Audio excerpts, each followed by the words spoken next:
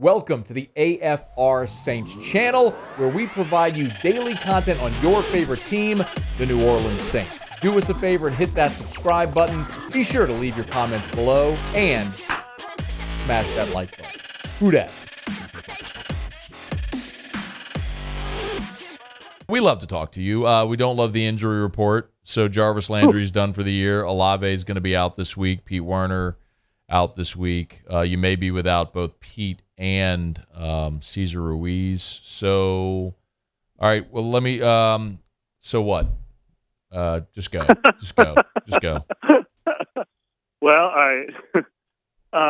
yeah, that's not great. Now, look, if there was ever a week where you're like, hey, you have to be without Olave and Jarvis Landry for a game this year, I'd pick the game where they're probably not going to throw it, Yeah, which is this week. I mean,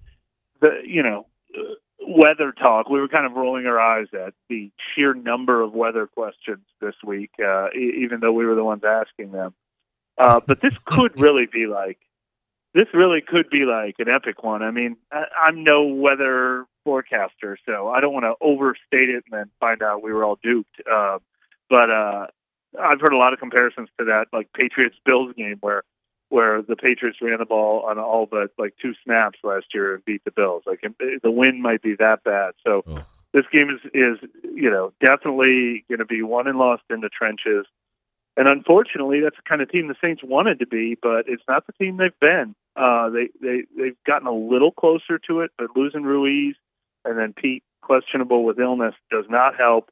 And obviously, that's what Cleveland's good at. The good thing is Cleveland's run defense has been really vulnerable all year, so maybe they'll have some success. They're going to have to. They're going to have to want to toughen up and win that kind of game. All right. What are the options on the offensive line? Well, Pete is illness, and I don't know what illness means, but let's assume he's going to play. If not,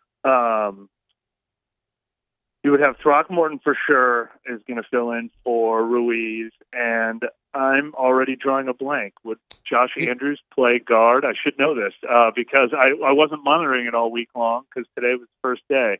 I'm drawing a total blank. They put Lewis Kidd in there before, but I can't remember if Josh Andrews has only played center or if he's ever played guard too. But those are the kind of guys we're talking about if Pete can't go. Could we not see Trevor Penning? I think not at guard. They wouldn't move him to guard. In theory, if this was long-term and it was for the rest of the season, they could consider moving James Hurst to guard, where he has started games in the NFL, and moving Penning to tackle. But I don't think they would do that as a last-minute replacement for Andrews Pete illness. All right, Alaska, maybe without having practiced it all week. Yeah, maybe a dumb one, but an obvious one. Why not? He's a big friggin' nasty road grader. Just stick him in there and go mash people. You're in the snow. He played at Northern Iowa. Just go mash people. Well, I mean, if they had known for a long time that they needed 2 new guards this week, it is quite possible they would have considered that. But, Pete practiced at the beginning of the week and just showed up with the illness today. So that is a very hard thing to make as a last-minute adjustment.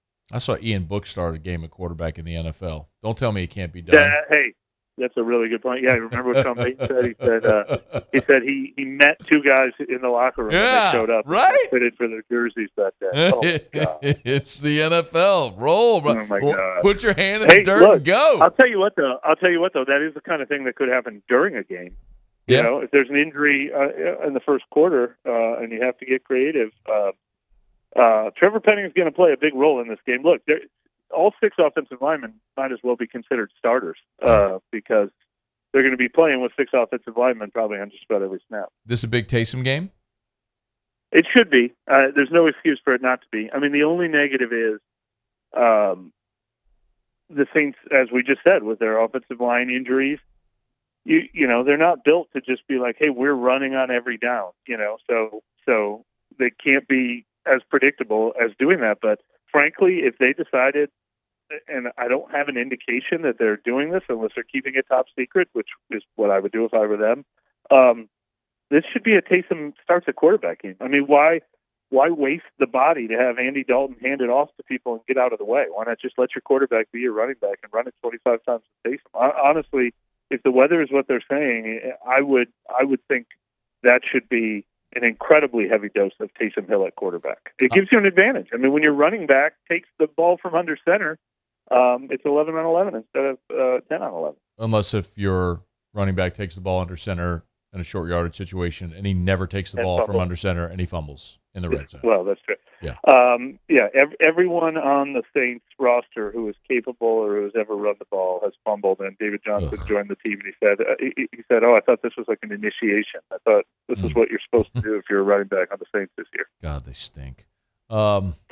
He's on Twitter at Mike Triplett. neworleans.football. Our convos with Mike every week are brought to you by Benny's Car Wash. Benny's Car Wash membership could be a great stocking stuffer, man. Get someone a Benny's Car Wash membership here for Christmas. Defensively, Mike, how did the Saints, without Pete Werner's not going to play, we don't know if Lattimore is going to go. I mean, we've all looked at the injury report. How do they start to match up this week against Cleveland? And look, I'm focusing more on the game this week, Mike, because this is the game that mathematically, this could end the conversation of, hey, well, mathematically they're still in it. Like, you lose this week and Tampa wins, you're out. So, defensively, how do the Saints it's kind of look? the opposite. Look, I mean, we would be fitted for straitjackets if we were really talking about their playoff hopes.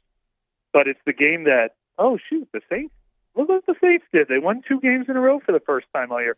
Oh, hey, they're tied for first in the NFC South.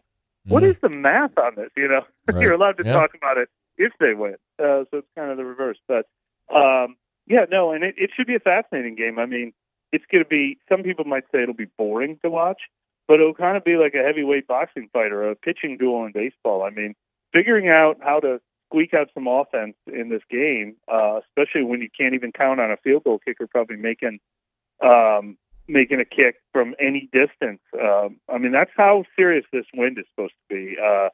So it'll be like a silly sport, you know. It'll be like watching a completely different kind of game. So it is a little fascinating to talk about this matchup as opposed to your garden variety matchup. I think the Saints defense is pretty well equipped for it. Of course, you wish you had a healthy Pete Werner in this game, but he just came back a week ago, and we saw for the 4 weeks before that Caden Ellis had done a hell of a job replacing him. So it just goes back to being full-time Caden Ellis, full-time DeMario Davis.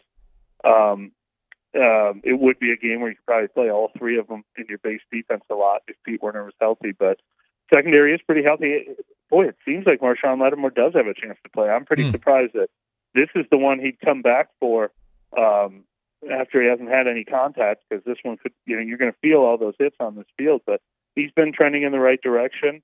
So the defense is about as deep and healthy as it's been all season, as much as you miss Pete Werner. I do want to ask that follow-up about Lattimore, because I remember we had this conversation a couple of years ago, Mike, whenever Drew Brees was hurt, and it was one of those weird deals where he was coming back to play, I think, Tampa, who stunk, and like the next week was the bye. So the thing was, that was Arizona. That was right. the thumb injury. And he came back the week before the bye, And it's like, why wouldn't, like, they stink, just beat them with your backup and give Drew 2 extra weeks? And the whole thing was, well, if you can play, you play. And, I mean, is that really it with Lattimore here? If he's healthy, and just give it a go. Yeah, that's true. Now, Drew's a little different than most because, like, there was something like no player had ever come back from that. And, Mike Trout came back in 5 weeks, so he's like, I'm coming back in 4.5. Just watch it. It's a Drew Brees special right there. But there are countless examples of that. And people say that all the time, like, oh, this isn't the right matchup to come back for. But if you're cleared and if you feel ready to go, and look, it's Marshawn Lattimore's hometown. I'm sure. Good point. I'm sure he doesn't miss it on weather days like this. So, but great. Then that's another sign that I think people have lumped the injuries of this season in with how lethargic the season's been, and you never know who you're reading on Twitter, but there's a lot of this guy quit or this guy. That's one thing this team hasn't done, and if we see Marshawn Lattimore come back to play, the final 3 games, even when they're all but mathematically eliminated from the playoffs, these guys are competitive. These guys are out there and they want to play. He's on Twitter at Mike Triplett. Okay, that's the game. Big picture. Players that you think over this final stretch are playing for jobs? Anybody worth really keeping an eye on? I don't know if players are playing for jobs, quote unquote, because the biggest, toughest decisions they're going to have to make this offseason are known commodities, and if they want to keep paying them. I suppose you could say that about Marcus Davenport. I think he is one of the toughest decisions they're going to have to make this offseason because they know he has the talent of a guy who some team is going to pay $20 million a year to, or they could franchise tag him. And they know that talent is in there. And they know if he signs with another team, he might, have 3 15-sack seasons and go to 3 Pro Bowls. And they want that to be with them. But, this has been a really disappointing season for him, especially production, even though he's looked a little better on tape than the numbers indicate. But he really disappeared last week again. And if they don't see it all season, I think it becomes a lot harder to pay him. I think some of the other tough decisions we talked about are, do you keep Demario Davis and Caden Ellis? Do you keep, Alvin Kamara, or consider trading him if somebody's willing to give you something big in return?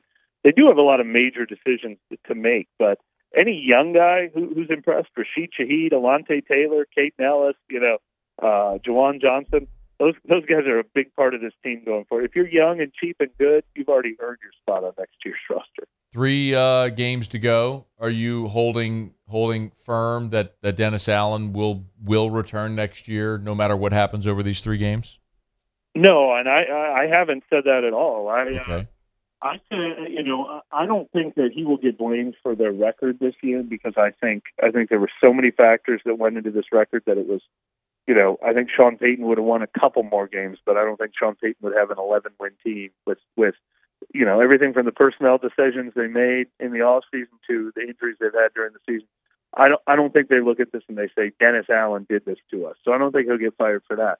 But I think if he were to get fired and if they consider it, it'll be, look, we took the wrong, or, we're done taking this approach of just keeping things the way they are and tweaking. It's time to get younger. It's time to churn the roster. It's time to catch up on the salary cap. It's time to get some draft picks, and it's time to start with the 2006 version of Sean Payton instead of trying to hold on to the 2022 version of Sean Payton. That might be a direction they go. Now, if I had to bet, I would bet Dennis Allen's going to be back, but if they decide to move on, I think it would be as part of a bigger philosophical shift.